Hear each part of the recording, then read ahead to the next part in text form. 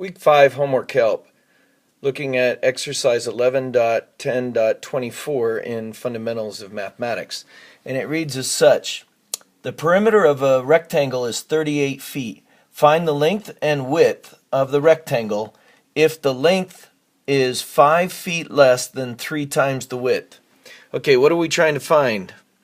Length and width. Okay, what do we know about it? We know that the perimeter equals 38.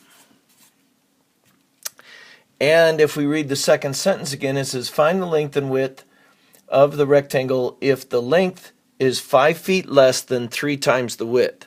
So that sounds like L equals 3 times the width minus 5. Did you hear that? Let me read it again.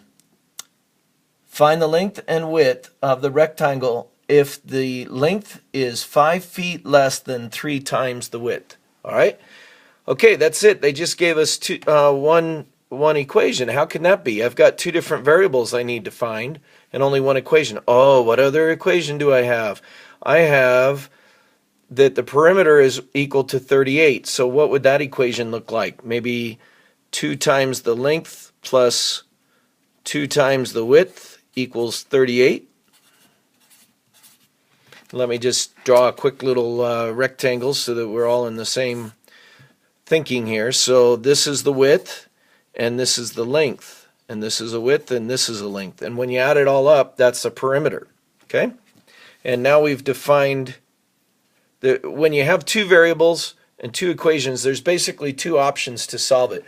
One is called substitution, and the other one is called elimination. So in this particular case, since L, one of the variables, is clearly defined by the other variable, the easiest thing really is to substitute in. So if we take this and substitute it in wherever we see L, then we get 2 times 3w minus 5